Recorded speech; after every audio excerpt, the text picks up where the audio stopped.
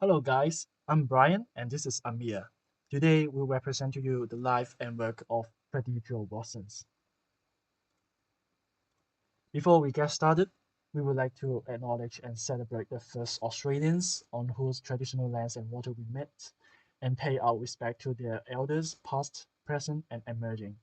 In Canberra, we stand on the land that has been home to the Ngunnawal, Ngambri and Ngambri people for over 20,000 years. For those not in Canberra, we acknowledge the traditional people of the land from which you are joining us. Today, we will go through the bibliography and timeline of Watsons, and then discuss both positive and negative impact of her contribution in archaeology. After that, we will provide a brief conclusion of her contribution, and then we will give our own opinions. Finally, we will ask three discussion questions, and then we'll give our own opinion to you. Watsons is born in 1932 in a city called Superior, which is from the state called Wisconsin within the United States of America. She have got a PhD in anthropology from the University of Chicago, and then her research field including the Near Eastern prehistory, Afro-archaeology, cave archaeology, paleo ethobotany, archaeological gender studies. She have also done many contributions to archaeology, including she's a pioneer of cave archaeology, and then she have done so many research in Near Eastern archaeology and paleo ethobotany. She have also got many significant awards, including the National Academy of Science in 1988, and then Discovery awarded the top 50 most important women in science in 2002. And then for the timeline, you can see the born and then her education is in 1932 and 1956. And then in 1963, she was investigating the prehistorical Native American of use of Mammoth Cave. And then in the late 1960s, she was analyzing Asian plant remains to understand the prehistorical subsistence of strategy. And then in 1974, she have published Archaeology of Mammoth Cave Area, which is a very significant publication of her work. And then in 1975, she was done some interdisciplinary research to explore human environmental interaction in the prehistorical societies. And then to 1988, she was elected to the National Academy of Science, just like what I just said. And then in 1990s, she was doing research highlighting the aspect that often overlooked the roles of women in prehistoric society. And then in 2000s, she published The Origin of Agriculture, an international perspective, which is another very significant research of her life. And then in 2002, the Discover awarded the 50 most important women in science. So we can see Watsons is a quite big character in the field of science. And then in 2010, she was dived into the experimental archaeology and then refining those models to explain the Asian human substance and adaptation. And then in 2024, in this year, she was passed away in August. So this is quite a big loss of the archaeology industry. There are three significant positive impacts for Watson's contribution to archaeology. The first one is mammoth cave research. The second one is the development of the Evo archaeology. And the last one is promoting gender equality in archaeology. So Watson began her research in Mammoth Cave after moving to Kentucky with her husband. She was already an experienced archaeologist when she started investigating the Mammoth Cave. This is because she had already developed her cave archaeology skills in the Middle East before turning her attention to the Mammoth Cave in Kentucky. So the Mammoth Cave itself is located in central Kentucky, USA, and it's the world's longest cave system with over 600 kilometers of explored passages. This cave has provided an invaluable archaeological record largely due to Watson's innovative research methods. Watson's work in Mammoth Cave was characterized by her use of advanced archaeological methods, which allowed her to uncover previously inaccessible insights or data into the diets, health, and daily life of Native Americans. Some of the methods she utilized included the flotation method, carpellite analysis, paleoethnobotany, radiocarbon dating, and microscopic analysis. These techniques revolutionized how archaeologists study and understand ancient human survival techniques. So Watson's application of the flotation method allowed her to uncover detailed evidence of plant-based diets that standard excavation methods would have missed. Flotation involves placing soil samples in water to separate lighter organic materials like seeds and other remains from heavier materials such as rocks. Through this technique, Watson was able to reconstruct the subsistence strategies of ancient Native Americans that used to live and utilize the Mammoth Cave, such as their agricultural and foraging practices. Watson was also a pioneer in the analysis of coprolites or fossilized species. This method provided a window into the diets and health of the cave's ancient inhabitants. This analysis involved studying the undigested seeds and organic matter found in feces. Watson was basically able to reconstruct what these people ate and how their food was prepared, which gave her insights into their daily activities and their daily ability to adapt to the cave environment. So paleoethnobotany is the study of plant remains in archaeological context, which was another area of Watson's expertise. She identified early domesticated crops, such as squash and sunflower seeds, among the remains discovered in the Mammoth Cave. This suggested that the cave's inhabitants were transitioning from a hunter-gatherer lifestyle to one that incorporated agriculture. This technique also offers a crucial evidence about early agricultural practices in North America. Watson's use of radiocarbon dating in Mammoth Cave was also pivotal in creating a timeline for human activity in the region. These techniques allowed her to date organic materials like coprolites and plant remains with precision, revealing when the cave was occupied and how the substance strategies evolved over time.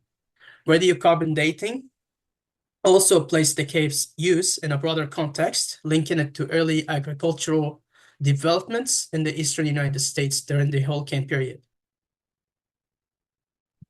Microscopic analysis was another tool in Watson's research. By examining pollen and other microscopic traces from the cave, she was able to identify the types of wild and cultivated plants that were used by Native Americans of that period. This level of detail helped refine her conclusions about how ancient Native Americans managed their environment and produced food. Apart from cave archaeology, Watsons have also contributed much for the EFO archaeology. So what when you first hear EFO archaeology, you may ask what is it? So EFO archaeology, as long as action archaeology, it is referred to any use by archaeologists of published or unpublished data drawn from ethnographic source and used to aid archaeological interpretation. So why is it EFO archaeology important? So the practice of archaeology relied on data and models from different kind of resources, including botany, geology, and economics.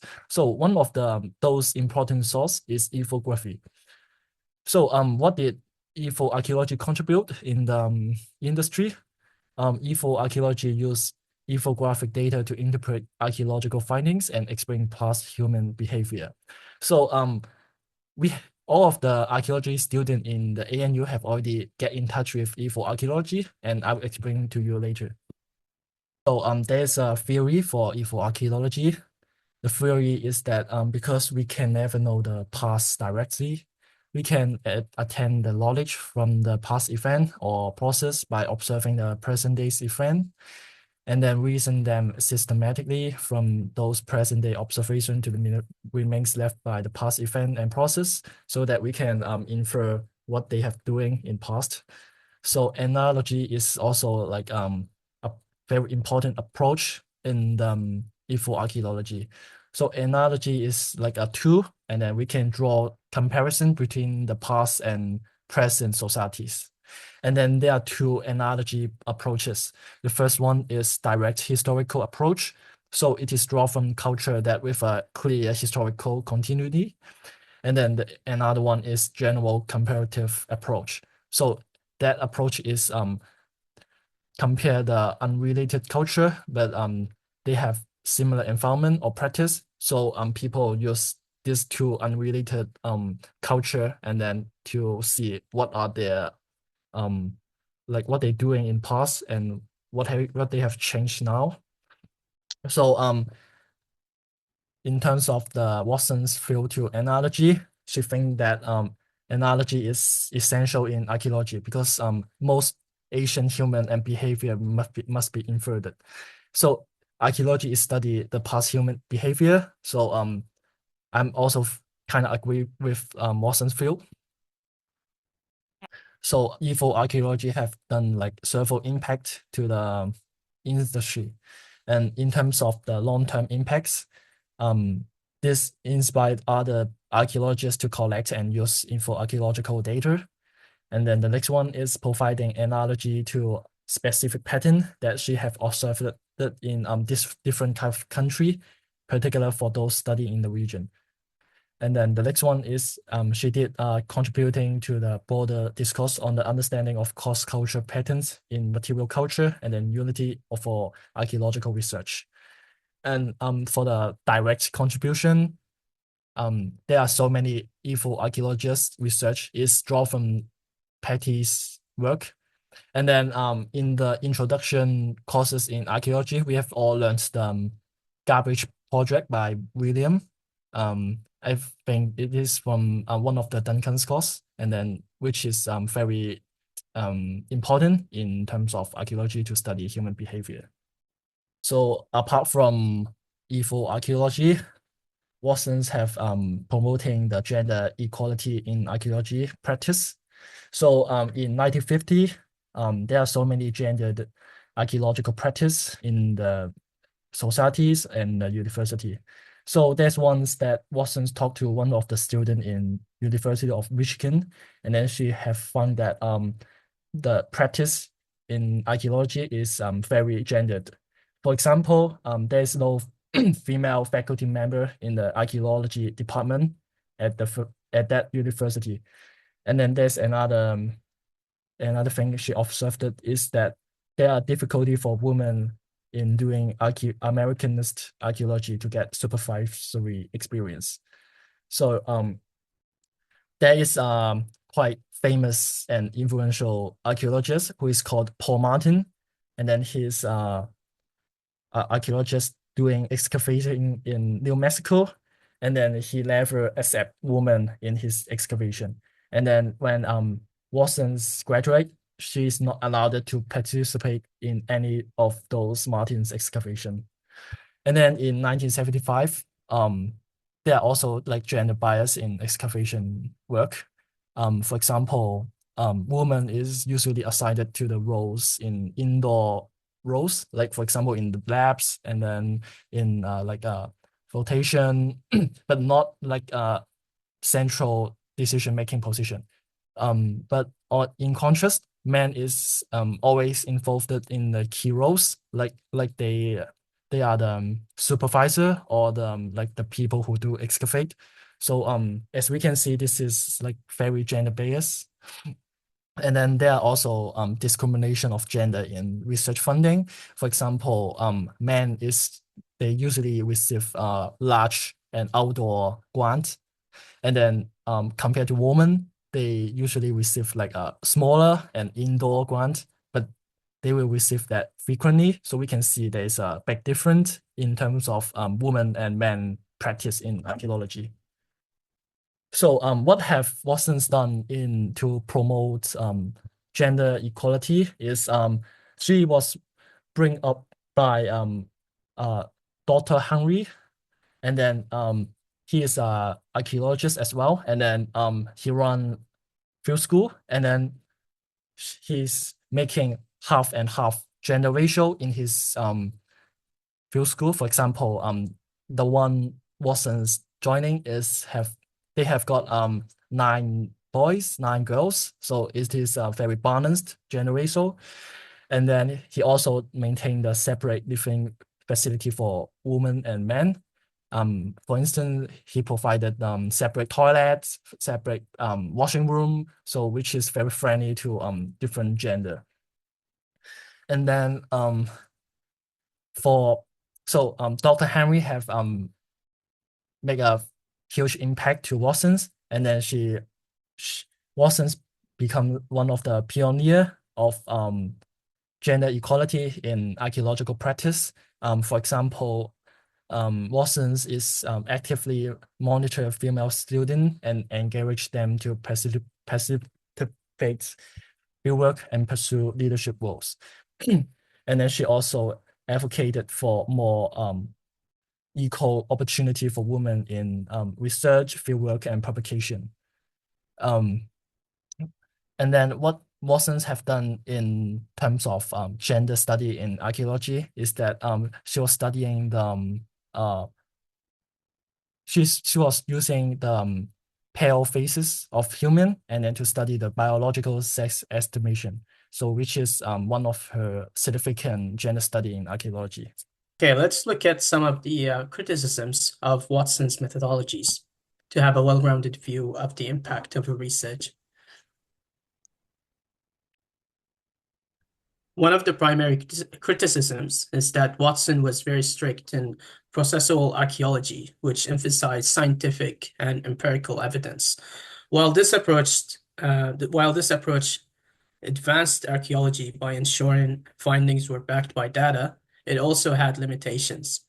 Watson's heavy focus on objective data-driven methods often dismissed subjective interpretation and intuition, and also the cultural context of the artifact.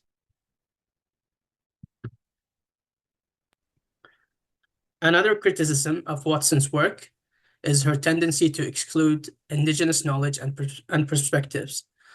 Watson believed that only trained archaeologists should interpret archaeological sites.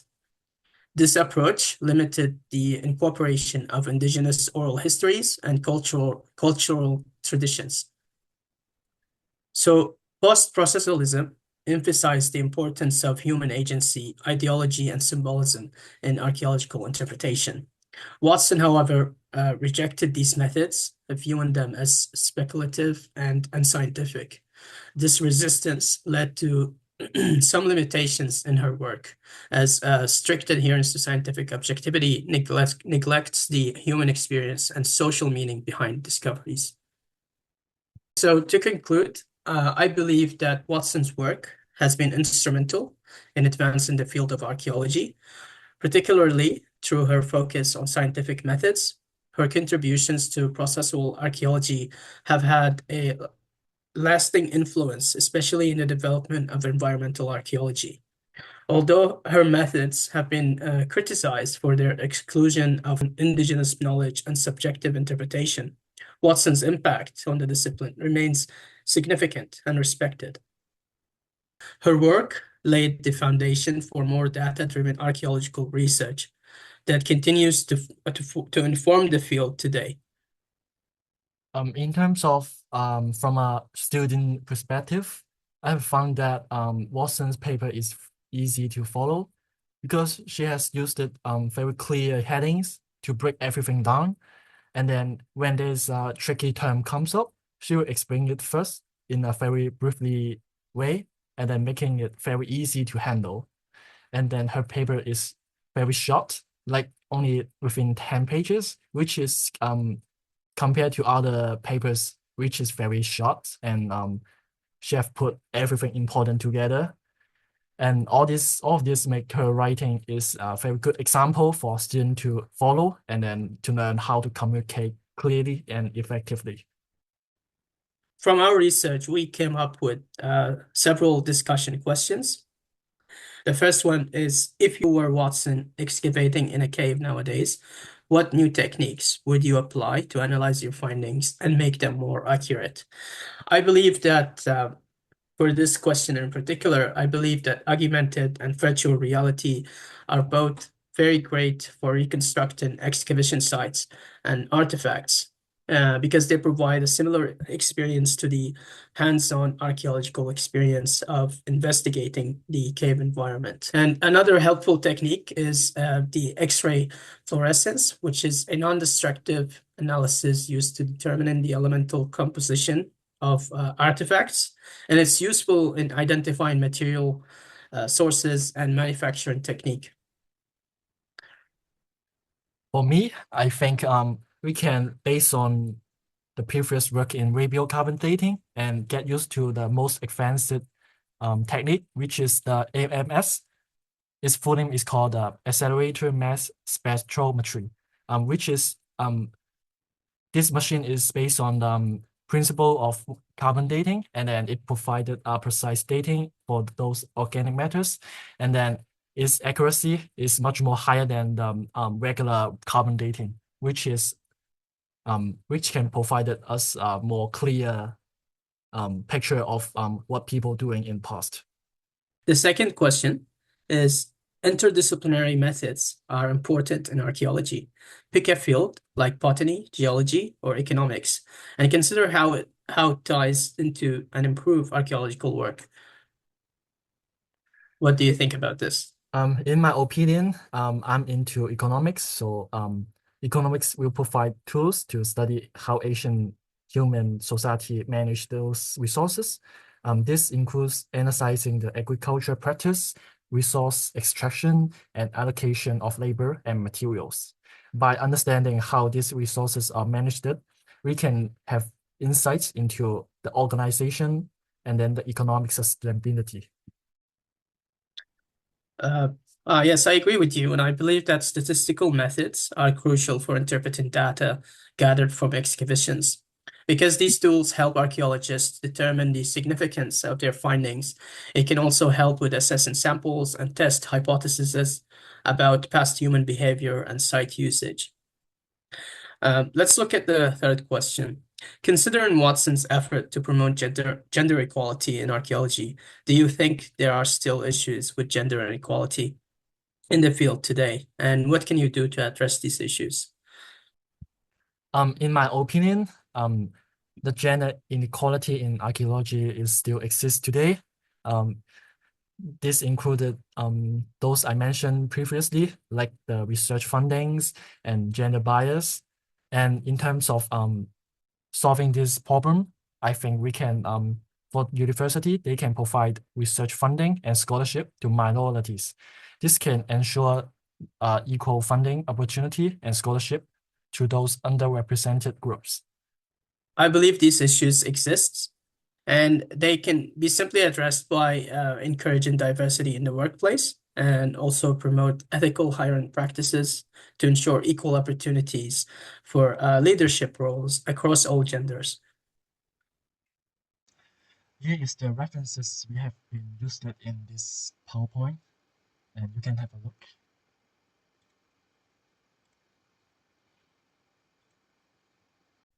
We would like to thank you for tuning in and listening to our presentation. We hope you like the content and the story, the life story of Patty Joy Watson. Thank you.